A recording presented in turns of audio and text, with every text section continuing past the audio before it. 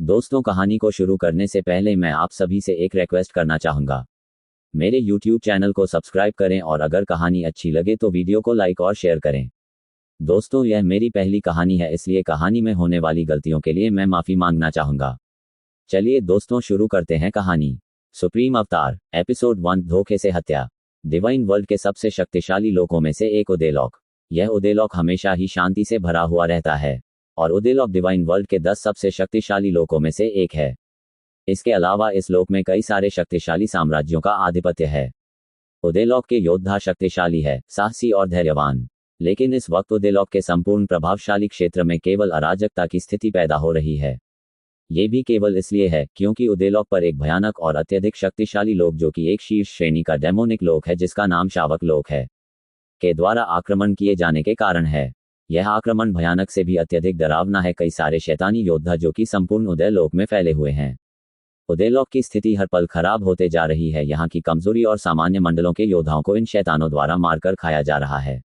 अराजकता और भय की इस स्थिति में हर कोई जीवन के लिए संघर्ष कर रहा है। उदेलॉक के वर्तमान सम्राट इस स्थिति को लेकर अत्यधिक चिंतित हैं, युद्ध की मैदान की ओर बढ़ रहे हैं। सम्राट देवेंद्र, जैसे ही सम्राट ने यह आवाज सुनाई, उन्होंने देखा उनके गुरु जो कि उनके साथ ही युद्ध के मैदान की ओर बढ़ रहे हैं। उन्होंने पूछा, इस समय युवराज कहाँ है? उनके वापस लौटने का समय क्या है? वह कब तक युद्ध के मैदान में पहुंचेंगे? सम्राट देवेंद्र ने कहा, मास्टर, जल्द ही युवराज युद्ध के मैदान में हमारा साथ दे रहे होंगे। युवराज अपनी शक्ति को बढ़ाने और शक्ति मंडल में प्रवेश करने की कोशिश कर रहे हैं, जिसके लिए वे इस समय कल्टीवेशन करने के लिए डार्क वैली में गए हैं।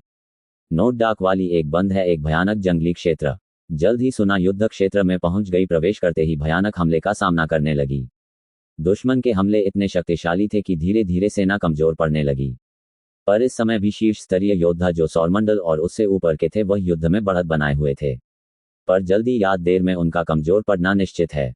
इस समय इस महायुद्ध के कारण लाखों योद्धाओं की लाश में बिजी हुई है, जिसमें सामान्य मंडल, उच्च मंडल, ताप मंडल तक के योद्धा शामिल है। उदेलॉक के योद्धाओं में सौरमंडल, शक्तिमंडल के योद्धा अभी भी जीवित और सामान्य स्थिति में है। समय तक लगभग 10 लाख उदेलॉक के योद्धा मारे जा चुके हैं। शावक लोक के भी लगभग 1 से 2 लाख योद्धा मारे जा चुके हैं, परंतु वे केवल मध्य मंडल और उच्च मंडल तक के योद्धा है।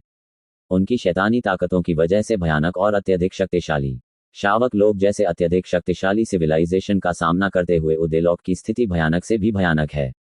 उदेलॉक के सभी योद्धाओं का मारा जाना केवल समय की बात है। जिस पल वे सभी योद्धा मारे जाएंगे, तब शावक लोक के योद्धा पूरे उदेलॉक में प्रवेश कर जाएंगे। उदेलॉक में होने वाले महाविनाश और उस भयानक नरसंहार की कोई कल्पना नहीं होगी। इस समय जब उदेलॉक के सभी उच्च स्तरीय योद्धा जो सौरमंडल और शक्ति मंडल पर है, उन सभी की स्थिति बिगड़ने लगी है, क्योंकि युद्ध के मैदान पर उच्च स्तरीय शक्ति मंडल के डेमोनिक योद्धाओं ने प्रवेश किया। यह उच्च स्तरीय शक्ति मंडल के योद्धा शैतानी शक्तियों के साथ उदेलॉक के योद्धाओं पर टूट पड़े।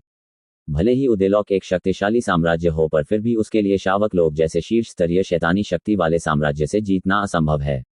इस समय जब उदेलॉक के योद्धाओं की स्थिति खराब होती जा रही थी, उन्हें सहयोग की आवश्यकता थी। लेकिन अभी तक उदेलॉक के सभी शीर्ष शक्तिमंडल और सौरमंडल की योद्धा युद्ध के मैदान पर मौजूद हैं। केवल वर्तमान समय के युवराज को छोड़कर इस समय युद्ध के मैदान पर लगभग 100 उच्च स्तरीय शक्ति मंडल के योद्धा दिखाई दिए, जो कि डेमोनिक लोक से थे। सभी खून के प्यासे और सौरमंडल और शक्तिमंडल के योद्धाओं को जिंदा निगलने के लिए तैयार। ये कैसी स्थिति थी, कोई भी इसे समझ पाने में सक्षम नहीं था। इस समय शक्ति मंडल के शैतान सभी योद्धाओं पर टूट पड़े।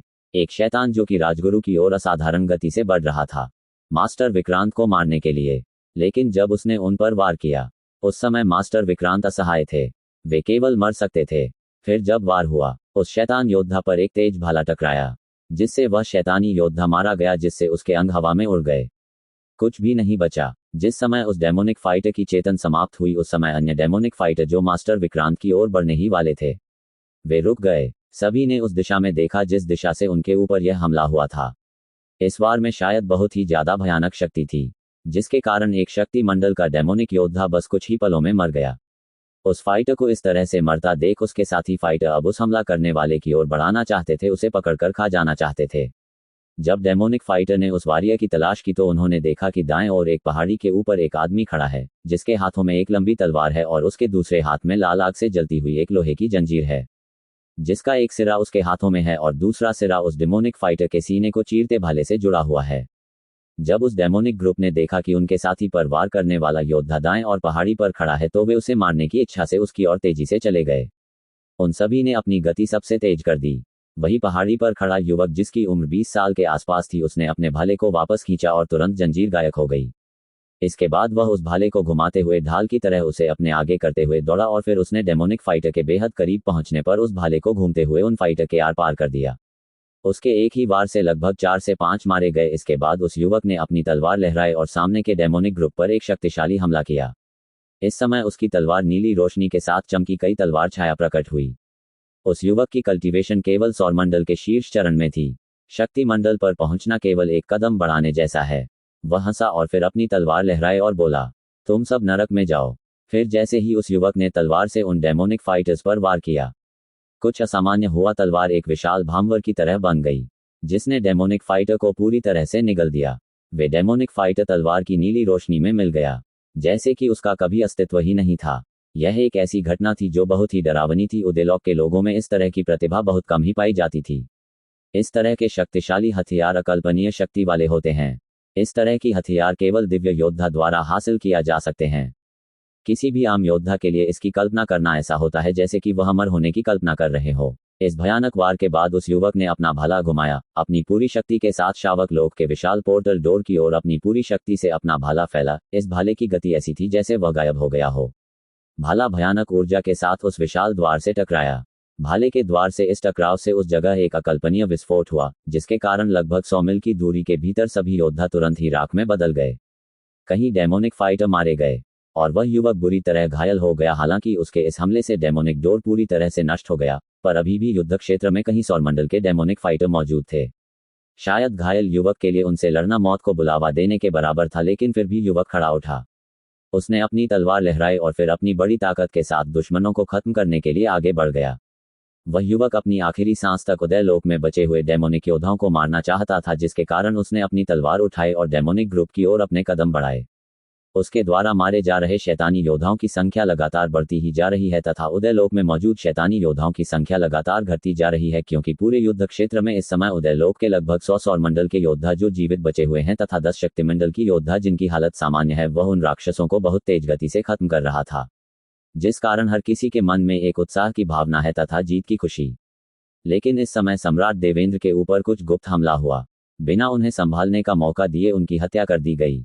इस क्षेत्र में योद्धाओं की संख्या बहुत कम है, जिसके कारण छुपे हुए दुश्मन ने सम्राट को आसानी से बिना किसी के नजर में आए समाप्त कर दिया।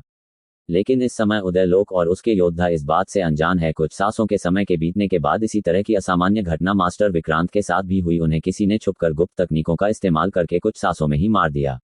मास्टर विक्रांत पर वार करने वाले इस हत्यारे ने एक राजसी पोशाक पहनी हुई है, अपने हाथों में गुप्त मंत्रों की शक्ति से चमक रहे एक भले को पकड़े हुए।